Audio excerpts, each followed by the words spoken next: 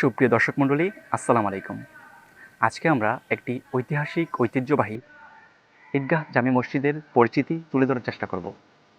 চলুন শুরু করি।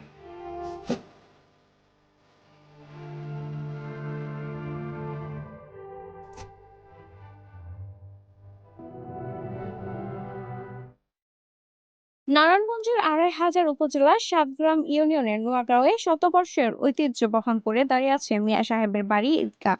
এদের নামাজ ছাড়াও এটি এলাকার ধর্মীয় ও সামাজিক সম্প্রীতির অন্যতম কেন্দ্র হিসেবে পরিচিত। ঐতিহাসিক এই ঈদগাহ প্রাঙ্গণে রয়েছে ব্রিটিশ আমলে নির্মিত ৩ গম্বুজ বিশিষ্ট একটি প্রাচীন মসজিদ, যা এলাকার ধর্মীয় ঐতিহ্যের গুরুত্বপূর্ণ নিদর্শন।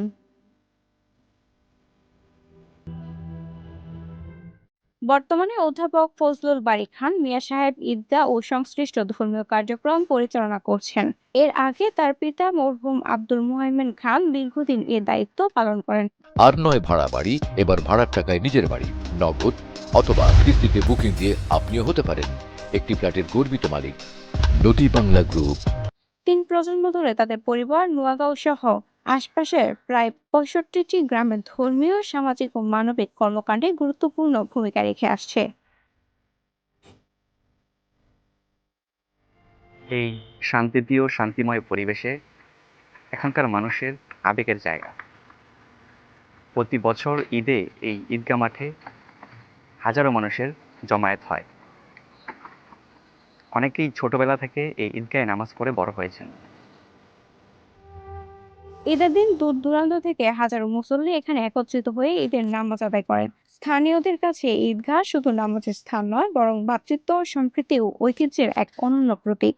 এখানে আমরা নিয়মিত নামাজ পড়ি, আর প্রতি বছর এই মসজিদে ঈদের নামাজ অনুষ্ঠিত হয়, যার ফলে প্রতি বছর আমাদের এই সবার সাথে দেখা সাক্ষাৎ হয়, ভালো লাগে, ভালো ভালো লাগে, একটা মুহূর্ত পরিবেশ তৈরি হয়।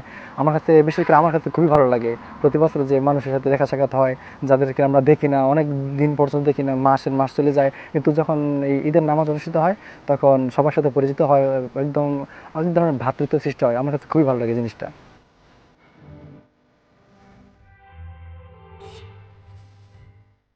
নোয়াগাঁয়ের এই নান্দনিক মসজিদ এবং ঐতিহ্যবাহী ঈদগাহ স্থানীয় মানুষের হৃদয়ে জায়গা করে নিয়েছে। এমনই আরও ইসলামিক ইতিহাস এবং ঐতিহ্যবাহী সভ্যতা সম্পর্কে জানতে চোখ রাখুন নরসিং টিভির পর্দায়।